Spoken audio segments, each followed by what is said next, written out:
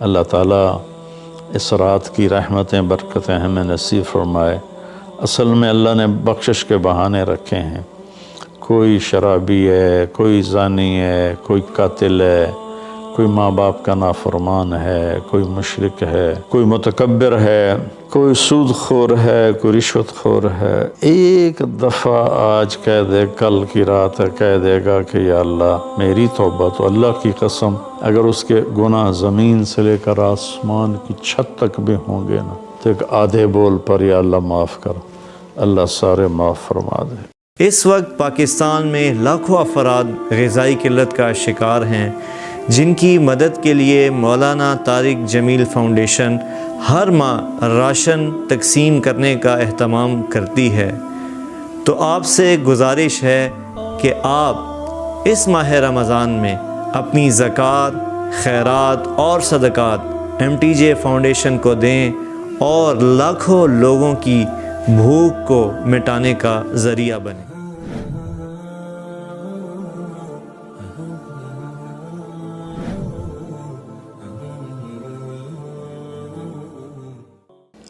15 شعبان کے مختلف نام علماء نے رکھے ہیں: شب برات، شب مغفرت، شب رحمت، شب برکت۔ حدیث پاک میں اس کا کوئی نام نہیں ہے۔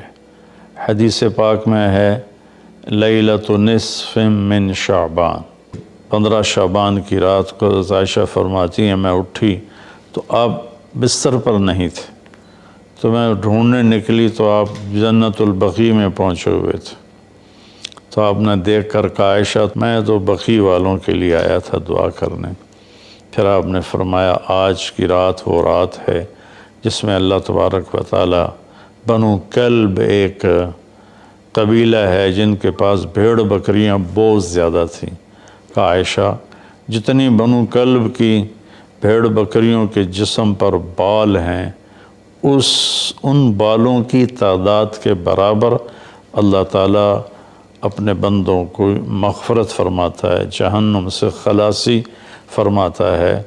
اس پر شب برات اور شب مغفرت علماء نے اس کا نام رکھا، میرے نبی کی زبان سے یہ نام نہیں نکلا۔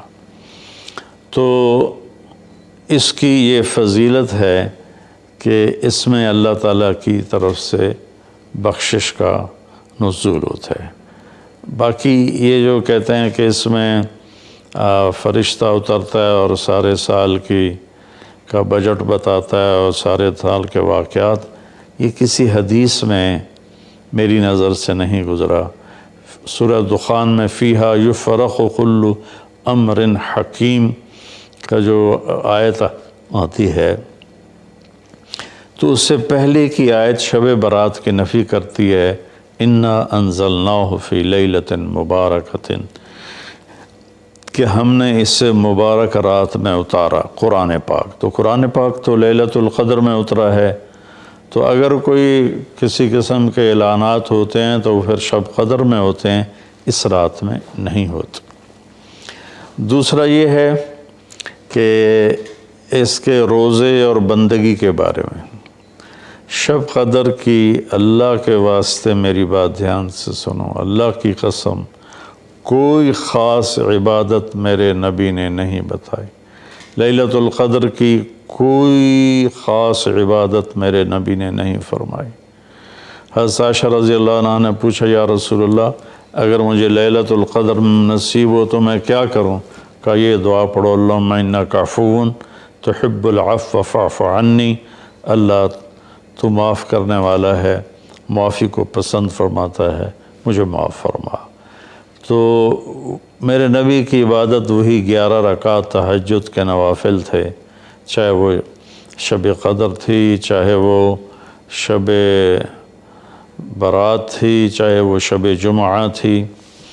تو اب اس کے نام پر لوگوں نے کیا کیا خرافہ، چونکہ ہم قرآن اور حدیث سے نہیں جڑے، کتابیں لکھی ہوئی ہیں، کس نے لکھی، اس کی سند کیا ہے، اس کی تمیز ہی کوئی نہیں ہے، تو وہ پھر بہت ہی زیادہ 4 رکعت پڑھو، پہلی رکعت میں یہ پڑھو، دوسری میں یہ پڑھو، تیسری میں یہ، چوتھی میں یہ سب بدعات ہیں، ان کا کوئی تعلق نہیں میرے نبی کے کسی بھی فرمان سے۔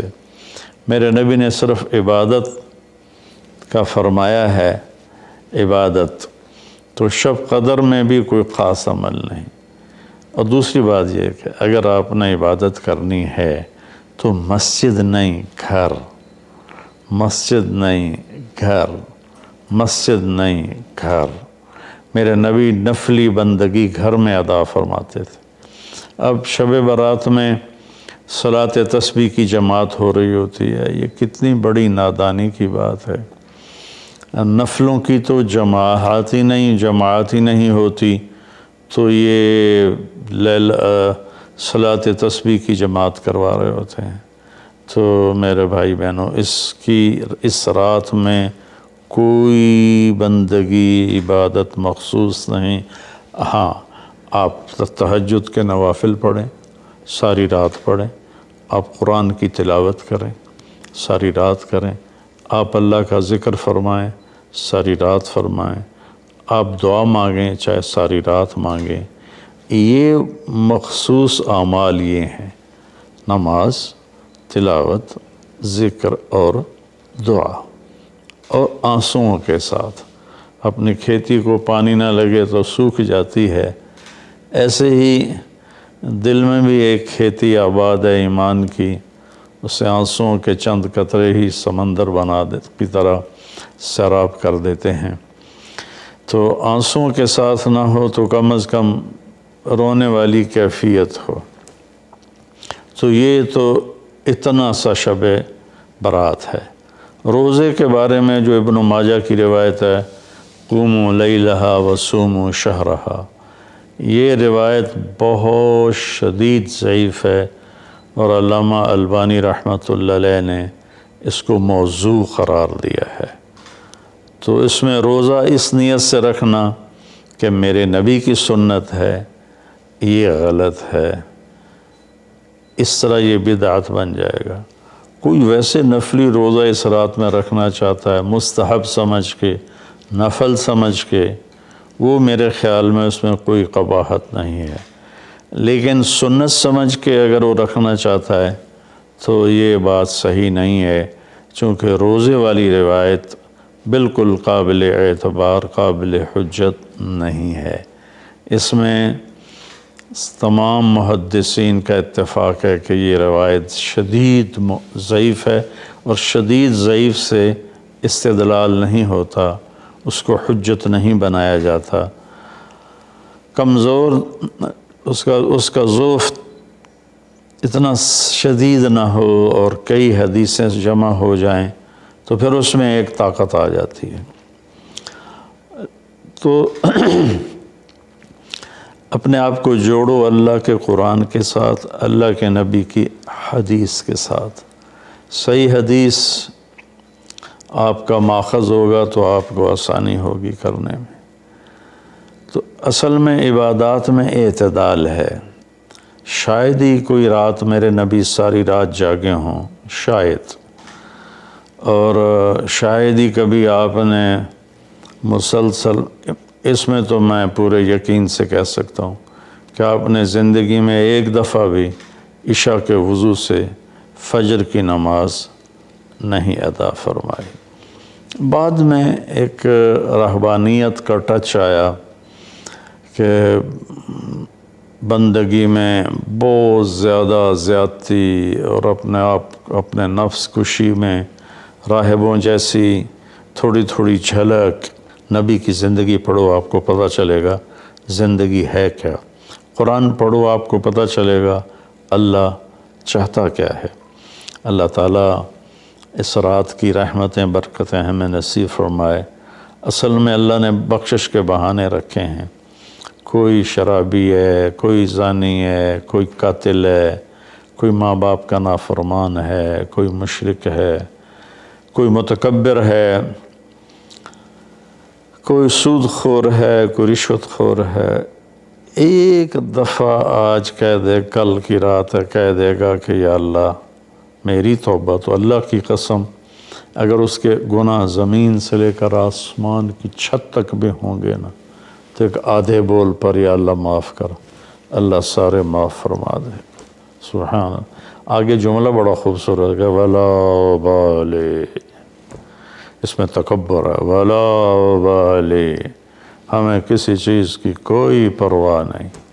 تو کسی نافرمان کو حقیر نہ جانو، اور کبھی اپنی نیکی پہ تکبر نہ کرو۔ اور ایک جرم اور بھی ہے جو میں کہتے 30 سال ہو گئے، فرقہ واریت سے توبہ کرو۔ اپنے فرقے پہ جمے رہو، لیکن دوسروں سے نفرت، سلام بھی نہ کرنا، جنازہ بھی نہ پڑھنا، حرم شریف میں جا کر بھی نمازیں نہ پڑھنا۔ اچھا اللہ کے واسطے آج بہت اویئرنیس ہو چکی ہے، تو مہربانی کرو، امت بنو، محبت کرو، ایک دوسرے سے ملو جلو، ہم امت بن کے چلیں۔ اختلاف رائے کے فیصلے آخرت میں ہو جائیں گے۔ قل کل یعمل علی شاکلتہ فربکم اعلم بمن هو اہدی سبیلا۔ ایسی اس میں جو دیگیں چڑھائی جاتی ہیں، خیرات کی جاتی ہے، یہ بھی بدعت، سنت سمجھ کے کوئی کرے گا تو بدعت ہے، ویسے فی سبیل اللہ کوئی دیکھ کرنا چاہتا ہے تو ٹھیک ہے۔ اللہ تعالی ہمیں عمل کی توفیق بخشے۔ اس وقت پاکستان میں لاکھوں افراد غذائی قلت کا شکار ہیں، جن کی مدد کے لیے مولانا طارق جمیل فاؤنڈیشن ہر ماہ راشن تقسیم کرنے کا اہتمام کرتی ہے۔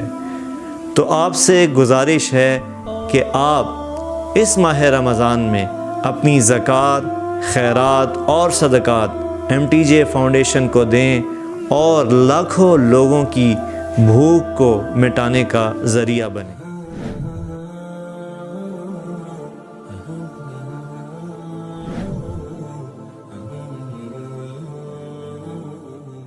پی جا ایام کی تلخی کو بھی ہنس کے ناصر، غم کو سہنے میں بھی قدرت نے مزہ رکھا ہے۔